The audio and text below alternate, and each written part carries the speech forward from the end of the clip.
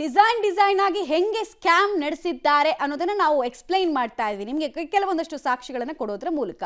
ಇನ್ನು ಇದರ ಮುಂದುವರೆದ ಭಾಗವಾಗಿ ಮೂಡಾದಲ್ಲಿ ಇಷ್ಟು ದೊಡ್ಡ ಅವ್ಯವಹಾರ ಅಕ್ರಮ ಆಗ್ತಾ ಇದೆ ಅನ್ನೋ ವಿಚಾರವಾಗಿ, ಭ್ರಷ್ಟಾಚಾರದ ವಿಚಾರವಾಗಿ ವರ್ಷದ ಹಿಂದೆನೆ ದೂರು ಹೋಗಿತ್ತು. ಎಲ್ಲಿಗೆ?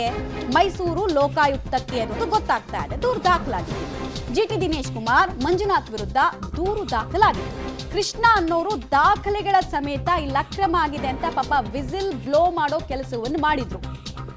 ಒಬ್ಬನೇ ವ್ಯಕ್ತಿಯಿಂದ ಸರ್ಕಾರಕ್ಕೆ 300 ಕೋಟಿಗೂ ಹೆಚ್ಚು ನಷ್ಟ ಆಗಿದೆ.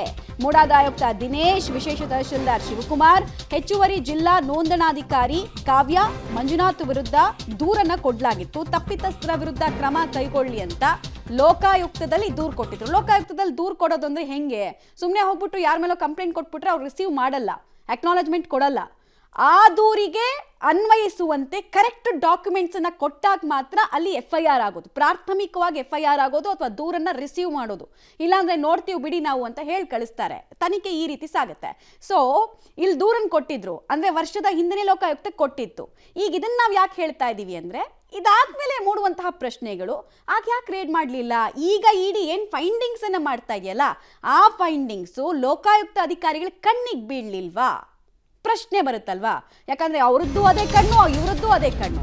ತನಿಖಾ ಆಯಾಮಗಳು ಹೆಂಗ್ ಬದಲಾಗುತ್ತೆ ಒಂದೇ ಡಾಕ್ಯುಮೆಂಟ್ ಮೇಲೆ? ಟೋಟಲಿ ಮೈಸೂರು ಲೋಕಾಯುಕ್ತರ ಮೇಲೆ ಈಗ ಅನುಮಾನಗಳು ಮೂಡ್ತಾ ಇದೆ.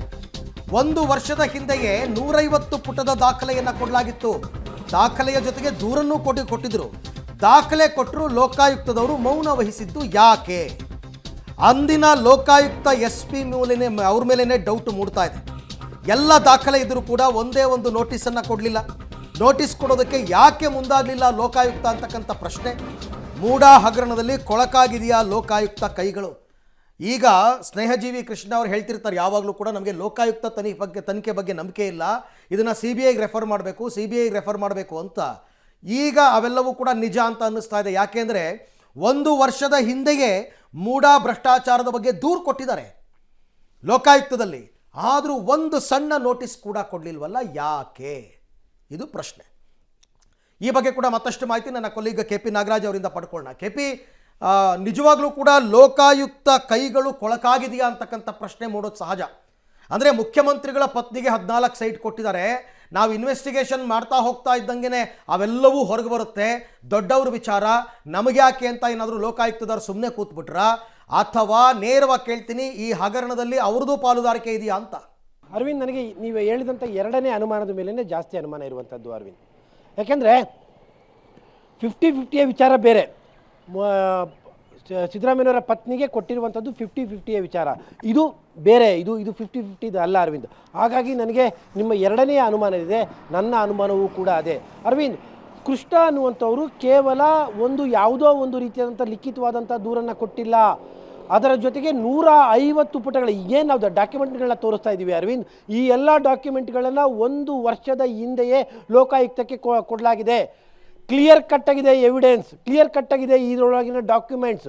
ಯಾರೇ ಒಂದು ಕನಿಷ್ಠ ಪ್ರಮಾಣದ ಈ ಕಾನೂನಿನ ನಾಲೆಡ್ಜ್ ಇರುವಂಥ ವ್ಯಕ್ತಿ ಈ ಡಾಕ್ಯುಮೆಂಟ್ನ ಓದ್ಬಿಟ್ರೆ ಅರವಿಂದ್, ಸ್ಪಷ್ಟವಾಗುತ್ತೆ ಇಲ್ಲಿ ಏನೋ ಸಮಥಿಂಗ್ ಈಸ್ ರಾಂಗ್ ಅಂತ ಅನ್ನುವಂಥದ್ದು. ಆದರೆ ಒಂದು ತನಿಖಾ ಸಂಸ್ಥೆಯಲ್ಲಿ ಕೂತಿರುವಂಥ ಅಧಿಕಾರಿಗಳಿಗೆ ಇದು ರಾಂಗ್ ಅಂತ ಅನಿಸೇ ಇಲ್ವಲ್ಲ ಅನ್ನುವಂಥದ್ದೇ ಬಹಳ ಇಂಪಾರ್ಟೆಂಟು ಅರವಿಂದ್. ಹಾಗಾಗಿನೇ ನನಗಿರುವಂಥ ಅನುಮಾನ, ಈ ಭ್ರಷ್ಟಾಚಾರದ ಮೂಡಾದ ಬ್ರಹ್ಮಾಂಡ ಭ್ರಷ್ಟಾಚಾರದಲ್ಲಿ ಒಂದು ಕಡೆಯಲ್ಲಿ ಸಬ್ ರಿಜಿಸ್ಟ್ರಾರ್ಗಳ ಮೈಗಳು ಕೊಳಕಾಗಿದ್ದಾವೆ, ಮತ್ತೊಂದು ಕಡೆಯಲ್ಲಿ ಲೋಕಾಯುಕ್ತದವರ ಕೈಗಳು ಕೊಳಕಾಗಿದ್ದಾವ ಅನ್ನುವಂಥ ಅನುಮಾನ ಮೂಡ್ತಾ ಇರುವಂಥದ್ದು. ಯಾಕೆಂದರೆ ಒಂದು ಗಂಭೀರವಾದಂತಹ ಪ್ರಕರಣದಲ್ಲಿ 150 ಪುಟಗಳ ಇಷ್ಟೊಂದು ಡಾಕ್ಯುಮೆಂಟ್ ಕೊಟ್ಟರು ಕೂಡ ಒಂದು ಸಿಂಗಲ್ ನೋಟಿಸನ್ನು ಕೂಡ ಇಶ್ಯೂ ಮಾಡೋದಿಲ್ಲ ಸಂಬಂಧಪಟ್ಟಂಥವ್ರಿಗೆ, ಅಥವಾ ಒಂದು ರೈಡನ್ನು ಕೂಡ ಮಾಡೋದಿಲ್ಲ, ಅಥವಾ ಒಂದು ತನಿಖೆಯನ್ನು ಕೂಡ ಆರಂಭ ಮಾಡೋದಿಲ್ಲ ಅನ್ನೋದಾದರೆ ಅರವಿಂದ್, ಇವ್ರ ಮೇಲೆ ನಾವೇನು ಅನ್ಕೋಬೇಕು? ಇದಕ್ಕೂ ಸಿದ್ದರಾಮಯ್ಯನವರ ಪತ್ನಿಗೆ ಕೊಟ್ಟಂತಹ ಪ್ರಕರಣಕ್ಕೂ ಸಂಬಂಧ ಇರೋದಿಲ್ಲ ಅರವಿಂದ್. ಅಲ್ಲಿಗೆ ಎಲ್ಲೋ ಒಂದು ಕಡೆಯಲ್ಲಿ ಲೋಕಾಯುಕ್ತದವರ ಮೇಲೆಯೂ ಕೂಡ ಅನುಮಾನಗಳು ದಟ್ಟವಾಗ್ತಾ ಇದ್ದಾವೆ. ಇಷ್ಟರ ಮಟ್ಟಿಗೆ ಡಾಕ್ಯುಮೆಂಟ್ಗಳು, ಯಾಕಂದರೆ ಒಂದು ಫೋನ್ ಕಾಲ್ನಲ್ಲಿ ಬಂದಂಥ ಮೆಸೇಜನ್ನು ಇಟ್ಕೊಂಡೇ ರೈಡ್ ಮಾಡುವಂಥ ಲೋಕಾಯುಕ್ತರು ಇಷ್ಟೊಂದು ಬರೋಬ್ಬರಿಯಾದಂಥ ಡಾಕ್ಯುಮೆಂಟ್ ಕೊಟ್ಟರು ಕೂಡ ಅದನ್ನು ಇಟ್ಕೊಂಡು ಸುಮ್ಮನೆ ಕೂತ್ಕೊಳ್ತಾರೆ ಅನ್ನೋದಾದರೆ ಇದರಲ್ಲಿ ಯಾವ ಅನುಮಾನಗಳು ಬೇಡ. ಇದರಲ್ಲಿ ಲೋಕಾಯುಕ್ತರ ಕೈಗಳು ಕೂಡ ಕೊಳಕಾಗಿರುವಂಥ ಸಾಧ್ಯತೆಗಳೇ ಹೆಚ್ಚಾಗಿ ಕಾಣ್ತಾ ಇದೆ Arvind. Right, thank you KP. ತಮ್ಮ ಎಲ್ಲ ಮಾಹಿತಿಗೆ ಧನ್ಯವಾದ.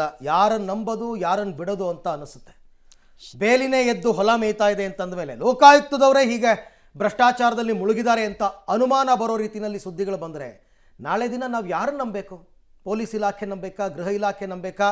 ಜನರು ನಮಗೆ ಕಷ್ಟ ಬಂದಿದೆ, ನಮಗೆ ರಕ್ಷಣೆ ಕೊಡಿ ಅಂತ ಯಾರ ಹತ್ರಕ್ಕೆ ಹೋಗಬೇಕಪ್ಪ ಅಂತ ಅನುಮಾನ ಮೂಡ್ತಾ ಇದೆ. ಅಷ್ಟು ಕೆಟ್ಟೋಗಿದೆ ನಮ್ಮಲ್ಲಿನ ಸಿಸ್ಟಮ್.